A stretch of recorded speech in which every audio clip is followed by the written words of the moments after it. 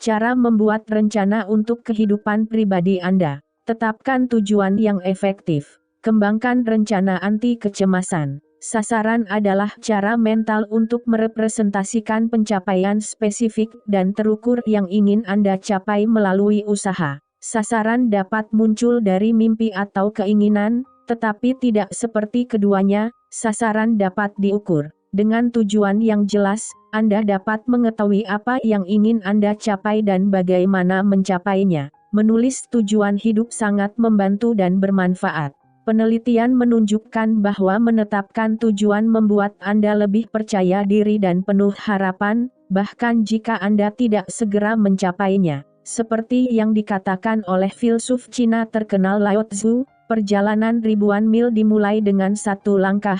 Anda dapat mengambil langkah pertama menuju kesuksesan dengan menetapkan tujuan pribadi yang realistis. Bagian 1.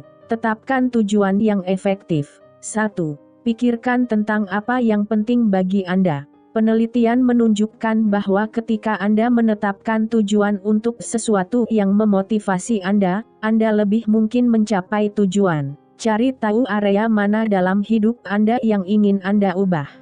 Tidak masalah jika area tersebut masih cukup besar saat ini. Area tujuan yang umum digunakan adalah pengembangan diri, meningkatkan hubungan, atau mencapai kesuksesan melalui proses seperti pekerjaan atau sekolah. Area lain untuk dijelajahi termasuk spiritualitas, keuangan, komunitas, dan kesehatan. Tanyakan pada diri Anda pertanyaan seperti, mengapa saya ingin tumbuh atau apa yang ingin saya berikan kepada dunia? Pertanyaan besar ini dapat membantu Anda menemukan apa yang paling berharga bagi Anda. Misalnya, Anda dapat memikirkan perubahan signifikan yang ingin Anda lihat dalam kesehatan dan hubungan pribadi Anda. Catat 2 area dan perubahan yang Anda inginkan. Tidak masalah jika perubahan yang diinginkan ekstensif pada saat ini. Pada bidang kesehatan misalnya, Anda bisa menulis sehat atau makan sehat. Dalam hubungan pribadi, Anda bisa menulis menghabiskan lebih banyak waktu dengan keluarga atau bertemu orang baru. Di bidang pengembangan diri, Anda bisa menulis belajar memasak. 2. Identifikasi versi terbaik diri Anda. Penelitian menunjukkan bahwa mengidentifikasi versi terbaik diri Anda dapat membuat Anda merasa lebih positif dan bahagia dalam hidup. Pemikiran ini juga dapat membantu Anda mengidentifikasi tujuan apa yang benar-benar berarti bagi Anda. Anda harus melalui 2 langkah untuk menemukan versi terbaik dari diri Anda, yaitu bayangkan diri Anda di masa depan ketika Anda telah mencapai tujuan dan pikirkan kualitas apa yang perlu Anda miliki untuk mencapai tujuan tersebut. Bayangkan suatu saat di masa depan ketika Anda adalah versi terbaik dari diri Anda. Seperti apa bentuknya? Apa yang paling berharga bagi Anda? Ingatlah untuk fokus pada apa yang penting bagi Anda, bukan apa yang diharapkan orang lain dari Anda. Bayangkan detail diri Anda di masa depan. Berpikir positif. Anda dapat merenungkan kehidupan impian, pencapaian, atau pencapaian lainnya. Misalnya, jika versi terbaik dari diri Anda adalah seorang pembuat roti yang memiliki toko roti yang sukses, bayangkan seperti apa toko roti tersebut. Di mana letaknya? Seperti apa bentuknya? Berapa banyak karyawan yang Anda miliki? Anda akan menjadi bos seperti apa? Seberapa banyak Anda bekerja? Catat semua detail rendering. Bayangkan kualitas apa yang digunakan diri terbaik Anda untuk mencapai kesuksesan ini. Misalnya, jika Anda memiliki toko roti sendiri, Anda perlu mengetahui cara memanggang, mengelola uang, membangun jaringan dengan orang lain, memecahkan masalah, menjadi kreatif, dan mengidentifikasi permintaan kue dalam bisnis Anda. Tuliskan sebanyak mungkin kualitas dan keterampilan yang dapat Anda pikirkan. Pikirkan tentang kualitas apa yang sudah Anda miliki. Di sini Anda harus jujur pada diri sendiri dan tidak menghakimi. Kemudian pikirkan tentang kualitas apa yang dapat Anda kembangkan. Bayangkan cara untuk mengembangkan kualitas dan keterampilan ini. Misalnya, jika Anda ingin memiliki toko roti tetapi tidak tahu cara menjalankan bisnis kecil, Ikuti kursus manajemen bisnis atau keuangan untuk mengembangkan keterampilan yang diperlukan. 3. Prioritaskan area. Setelah Anda menuliskan area yang ingin Anda ubah, Anda perlu memprioritaskannya. Jika Anda mencoba berfokus untuk melakukan semuanya dengan benar sekaligus, Anda akan kewalahan dan kemungkinan besar putus asa jika merasa tujuan tidak dapat dicapai. Bagilah tujuan Anda menjadi 3 bagian, tujuan umum, tujuan tingkat kedua, dan tujuan tingkat ketiga. Tujuan keseluruhan adalah tujuan terpenting yang secara alami Anda inginkan. Tujuan kedua dan ketiga juga penting, namun tidak sepenting tujuan umum dan cenderung lebih spesifik. Misalnya, tujuan umum mereka adalah kesehatan dasar, paling penting, meningkatkan hubungan keluarga, paling penting, bepergian ke luar negeri dan di tingkat kedua menjadi teman yang baik, menjaga kebersihan rumah, mendaki Gunung Semeru dan di tingkat ketiga belajar, merajut, lebih efisien dalam bekerja, berolahraga setiap hari. 4. Mulailah mempersempit tujuan Anda. Setelah Anda mengidentifikasi area yang ingin Anda ubah dan perubahan apa yang Anda inginkan, Anda dapat mengetahui apa yang ingin Anda capai. Informasi ini membentuk dasar dari tujuan Anda. Ajukan pertanyaan siapa, apa, kapan, di mana, bagaimana dan mengapa untuk menjawab semua aspek untuk mencapai tujuan Anda. Penelitian menunjukkan bahwa menetapkan tujuan tertentu tidak hanya mempermudah pencapaian tujuan tersebut, tetapi juga menimbulkan perasaan bahagia. 5. Putuskan siapa. Saat Anda menetapkan tujuan, Anda perlu mengetahui siapa yang bertanggung jawab untuk mencapai setiap subtujuan. Karena ini adalah tujuan pribadi, Anda adalah orang dengan tanggung jawab terbesar. Namun, beberapa tujuan, seperti lebih banyak waktu bersama keluarga, membutuhkan kerja sama orang lain,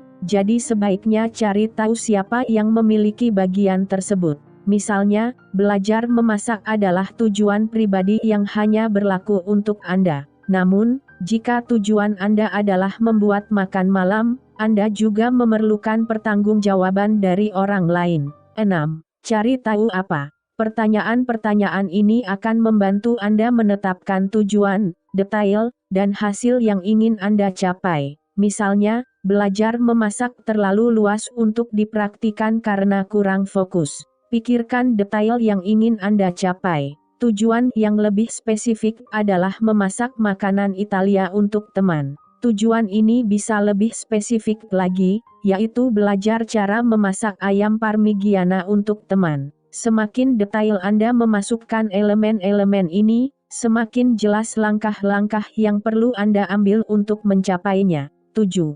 Putuskan kapan. Salah satu kunci penetapan tujuan adalah memecahnya menjadi langkah-langkah. Akan lebih mudah bagi Anda untuk melacak dan mengenali kemajuan Anda setelah Anda mengetahui bagian-bagian tertentu dari rencana yang telah Anda buat. Tetapkan langkah realistis. Turun 5 pon mungkin tidak akan terjadi dalam beberapa minggu. Bersikaplah realistis tentang berapa lama waktu yang dibutuhkan untuk menyelesaikan setiap langkah dari rencana tersebut. Misalnya, pelajari cara membuat ayam parmigiana untuk teman saya besok mungkin tidak realistis. Sasaran ini bisa membuat stres karena Anda berusaha mencapai sesuatu tanpa memberi diri Anda cukup waktu untuk belajar, dan membuat kesalahan yang tak terhindarkan. Pelajari cara membuat parmigiana ayam untuk teman saya akhir bulan ini menawarkan banyak waktu untuk berlatih dan belajar. Namun, Anda harus memecah tujuan ini menjadi langkah-langkah untuk meningkatkan peluang keberhasilan Anda. Contoh tujuan berikut mengilustrasikan memecah proses menjadi langkah-langkah yang dapat dikelola. Akhir bulan saya belajar membuat chicken parmigiana untuk teman-teman. Cari resep akhir pekan ini. Latihan dengan minimal 3 resep, 1 kali per resep. Begitu saya menemukan resep yang saya suka, saya praktekkan lagi sampai waktunya tiba mengundang teman-teman. 8. Putuskan di mana. Dalam banyak kasus, masuk akal untuk memilih lokasi tertentu untuk mencapai tujuan Anda. Misalnya, jika tujuan Anda adalah berolahraga 3 kali seminggu, Anda perlu memutuskan apakah akan pergi ke gym, berolahraga di rumah, atau berlari di taman. Pada contoh sebelumnya, Anda dapat memilih untuk memulai dengan kelas memasak atau belajar di dapur Anda sendiri. 9. Putuskan bagaimana caranya. Langkah ini mendorong Anda untuk memvisualisasikan bagaimana Anda akan mencapai setiap langkah dari tujuan Anda. Ini akan menguraikan kerangka tujuan Anda dan menciptakan kesadaran tentang tindakan apa yang diperlukan di setiap tahap. Kembali ke contoh ayam parmigiana, Anda harus mencari resepnya, mendapatkan bahan-bahannya, menyiapkan semua alat yang diperlukan dan mempelajari cara membuatnya. 10. Cari tahu alasannya. Seperti yang disebutkan sebelumnya, tujuan Anda lebih mudah dicapai jika masuk akal dan Anda termotivasi untuk mencapainya. Pertanyaan ini dapat membantu Anda mengklarifikasi apa yang memotivasi Anda untuk mencapai tujuan ini. Manfaat apa yang diberikan tujuan ini kepada Anda jika Anda mencapainya? Dalam contoh belajar memasak kami, Anda mungkin ingin mempelajari cara membuat ayam parmigiana untuk teman Anda sehingga Anda dapat mentraktir mereka makanan spesial. Ini akan memperkuat ikatan Anda dengan teman-teman Anda dan menunjukkan bahwa Anda peduli dan mencintai mereka. Anda perlu memikirkan pertanyaan mengapa ini saat Anda bekerja untuk mencapai tujuan Anda. Ini membantu untuk menetapkan tujuan yang sangat spesifik dan spesifik, tetapi Anda juga perlu mengingat gambaran besarnya. 11. Evaluasi tujuan Anda secara positif. Penelitian menunjukkan bahwa tujuan lebih mungkin dicapai ketika disajikan dalam istilah positif. Dengan kata lain, bingkai tujuan Anda sebagai sesuatu yang harus diperjuangkan, bukan sesuatu untuk dihindari. Misalnya, jika salah satu tujuan Anda adalah makan lebih sehat, Anda tidak boleh mengatakannya seperti ini, berhentilah makan makanan cepat saji.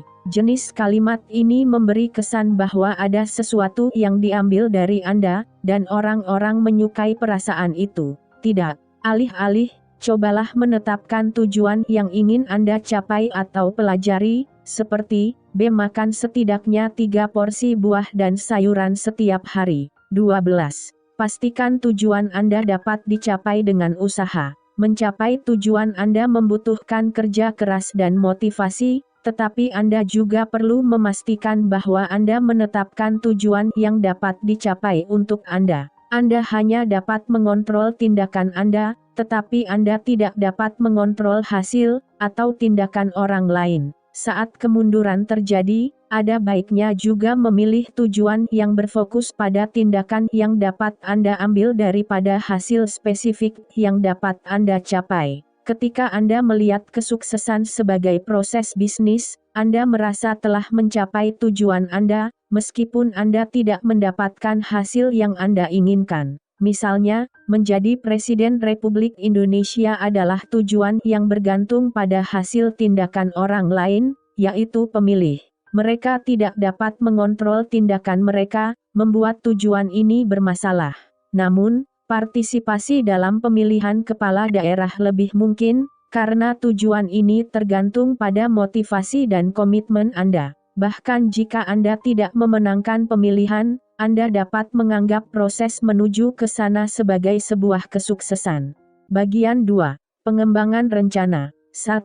Tentukan tujuan Anda. Tujuan adalah tindakan atau taktik yang Anda gunakan untuk mencapai tujuan Anda. Memecah tujuan menjadi tugas-tugas konkret membuatnya lebih mudah untuk mencapainya dan memantau kemajuan. Gunakan jawaban atas pertanyaan yang Anda tanyakan pada diri sendiri sebelumnya, apa, di mana, kapan, mengapa, siapa, bagaimana, untuk mengidentifikasi tujuan Anda. Misalnya, pertimbangkan maksud ini. Saya ingin belajar hukum untuk dapat membantu warga negara yang tidak dapat menangani masalah hukum dan pengadilan perdata. Ini adalah tujuan khusus, tetapi juga sangat kompleks. Untuk mencapai ini, Anda perlu menetapkan beberapa tujuan. Contoh tujuan untuk tujuan ini adalah berprestasi dengan baik di sekolah menengah.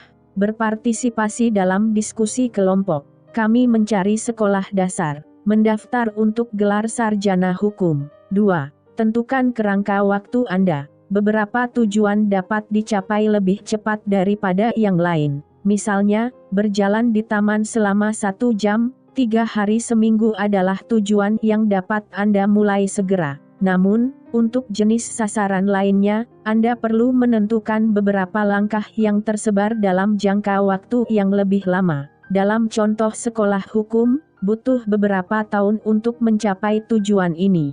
Prosesnya terdiri dari banyak langkah, setiap langkah ditandai dengan tujuan dan setiap tujuan dibagi menjadi beberapa tugas. Pastikan untuk mempertimbangkan tenggat waktu eksternal dan ketentuan lainnya. Misalnya, tujuan menemukan institusi sarjana harus dicapai sebelum mendaftar ke perguruan tinggi. Ini membutuhkan waktu, dan lembaga pendidikan memiliki tenggat waktu pendaftaran. Jadi pastikan Anda menetapkan waktu yang tepat untuk tujuan ini. 3. Pecah tujuan menjadi beberapa tugas. Setelah Anda menetapkan tujuan dan garis waktu, pisahkan menjadi tugas-tugas yang lebih kecil dan lebih konkret. Ini adalah tindakan yang perlu Anda ambil untuk mencapai tujuan Anda. Tetapkan tenggat waktu untuk setiap tugas untuk mengingatkan diri sendiri agar tetap di atas segalanya. Misalnya, jika tujuan pertama seorang sarjana hukum adalah melakukan dengan baik di sekolah menengah,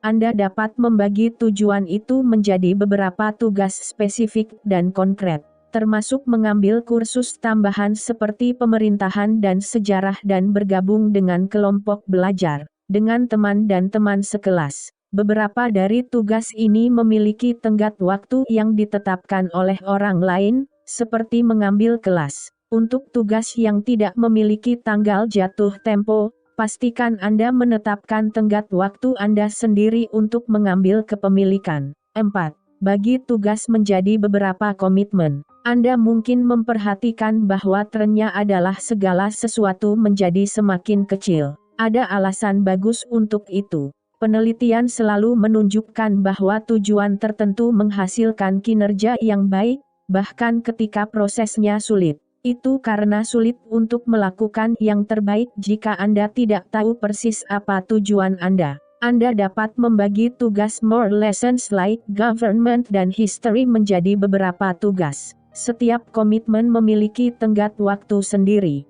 Misalnya, tugas dalam tugas ini mencakup memeriksa jadwal les yang tersedia, buat janji temu dengan konselor, dan putuskan untuk mendaftar sebelum tanggal 5. Sebutkan beberapa hal spesifik yang Anda lakukan. Anda mungkin sudah mulai mengambil tindakan atau upaya yang diperlukan. Misalnya, jika tujuan Anda adalah kuliah hukum, membaca hukum dari berbagai sumber berita adalah kebiasaan produktif yang harus Anda pertahankan. Buat daftar khusus. Saat Anda membuat daftar, Anda mungkin menemukan bahwa beberapa tugas sudah selesai dan Anda bahkan tidak menyadarinya. Ini membantu karena Anda menyadari kemajuan. 6. Cari tahu apa yang perlu Anda pelajari dan kembangkan. Untuk beberapa tujuan, Anda mungkin belum memiliki keterampilan atau kebiasaan yang diperlukan untuk mencapainya. Pikirkan tentang kualitas, keterampilan, dan kebiasaan Anda saat ini.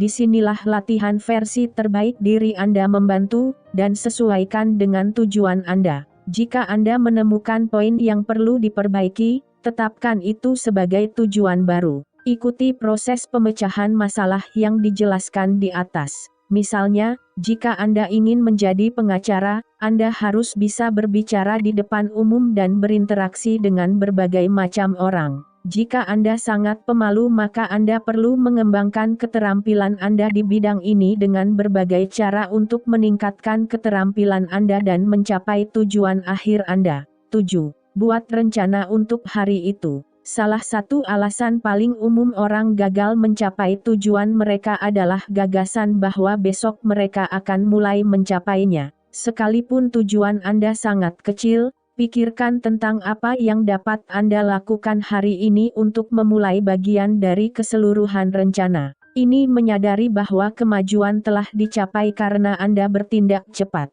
8. Identifikasi potensi hambatan di tengah jalan. Tidak ada yang suka memikirkan hambatan yang menghalangi kesuksesan, tetapi Anda harus mengenali hambatan potensial saat Anda mengembangkan rencana Anda. Ini membantu mempersiapkan diri untuk kejadian tak terduga. Identifikasi hambatan potensial dan langkah-langkah yang dapat Anda ambil untuk mengatasinya. Hambatan bisa bersifat eksternal, seperti kekurangan uang atau waktu untuk mencapai tujuan. Misalnya, jika Anda ingin membuka toko roti sendiri, kendala terbesar adalah modal untuk mendaftarkan usaha, menyewa tempat, membeli peralatan, DLL. Langkah-langkah yang dapat Anda ambil untuk mengatasi kendala ini antara lain mempelajari cara menulis proposal bisnis untuk menarik investor, berbicara dengan teman dan keluarga tentang investasi, atau memulai dari yang kecil, seperti membuat kue di dapur Anda sendiri. Hambatan juga bisa bersifat internal. Kurangnya pengetahuan adalah kendala umum. Hambatan ini dapat datang kepada Anda pada berbagai tahap untuk mencapai tujuan Anda. Namun, sebagai contoh ambisius untuk memulai toko kue, Anda mungkin menemukan bahwa pasar menuntut kue yang tidak dapat Anda buat. Anda dapat mengatasi masalah ini dengan mencari tukang roti lain yang tahu cara memanggang pie yang diminta pasar, mengikuti kelas, atau mempelajari cara memanggangnya sendiri sampai Anda melakukannya dengan benar. Ketakutan adalah salah satu penyumbatan internal yang paling umum. Ketakutan tidak mencapai tujuan mencegah Anda mengambil tindakan produktif. Pada bagian selanjutnya tentang mengatasi kecemasan, Anda akan mempelajari beberapa teknik yang dapat membantu Anda. Bagian 3. Melawan ketakutan. 1. Gunakan visualisasi. Penelitian menunjukkan bahwa visualisasi memiliki dampak yang signifikan terhadap peningkatan kinerja. Banyak atlet mengatakan bahwa teknik ini adalah alasan kesuksesan mereka. Ada dua bentuk visualisasi, yaitu visualisasi hasil dan visualisasi proses, dan peluang keberhasilan terbesar dapat diperoleh dengan menggabungkan keduanya. Melihat hasilnya, bayangkan Anda telah mencapai tujuan Anda. Sebagai versi terbaik dari diri Anda yang berlatih, perumpamaan ini harus tepat dan detail. Gunakan semua indera Anda untuk membuat gambar ini. Bayangkan siapa yang bersama Anda, bau apa yang Anda cium, suara apa yang Anda dengar, apa yang Anda kenakan, di mana Anda berada. Mungkin membuat papan visualisasi akan membantu dalam proses ini. Visualisasi proses membayangkan langkah-langkah yang perlu Anda ambil untuk mencapai tujuan Anda. Pikirkan tentang setiap perbuatan yang telah Anda lakukan. Misalnya, jika tujuan Anda adalah menjadi pengacara, bayangkan Anda lulus ujian profesional dengan memvisualisasikan hasilnya. Kemudian gunakan visualisasi proses untuk memvisualisasikan semua yang Anda lakukan untuk memastikan kesuksesan Anda. Psikolog menyebut proses ini pengkodean memori potensial. Proses ini dapat memberi Anda perasaan bahwa tugas dapat diselesaikan dan Anda telah mencapai tingkat kesuksesan tertentu. 2. Gunakan pikiran positif. Penelitian menunjukkan bahwa berpikir positif membantu orang belajar, beradaptasi, dan berubah lebih baik daripada berfokus pada kekurangan atau kesalahan. Tidak peduli seberapa besar tujuan Anda, berpikir positif sama efektifnya bagi atlet elit, pelajar, atau pemimpin bisnis. Penelitian menunjukkan bahwa umpan balik positif dan negatif memengaruhi bagian otak yang berbeda. Pikiran positif merangsang bagian otak yang terkait dengan pemrosesan visual, imajinasi, pemikiran lebih besar, empati, dan motivasi. Misalnya, ingatlah bahwa tujuan Anda adalah pengalaman pertumbuhan dan perkembangan yang positif, bukan sesuatu yang Anda tinggalkan atau tinggalkan. Jika Anda berjuang untuk mencapai suatu tujuan, mintalah dorongan dari teman dan keluarga. Pikiran positif saja tidak cukup. Anda harus memenuhi semua tujuan, tugas dan kewajiban dan melakukan tindakan yang berkontribusi pada tujuan akhir. Mengandalkan hanya pada pikiran positif tidak akan membawa Anda terlalu jauh. Komitmen kecil, pesta. 3. Kenali sindrom harapan palsu. Ini adalah istilah yang digunakan psikolog untuk menggambarkan sebuah siklus yang mungkin terdengar familiar jika Anda pernah membuat resolusi tahun baru. Siklus ini terdiri dari 3 bagian. 1.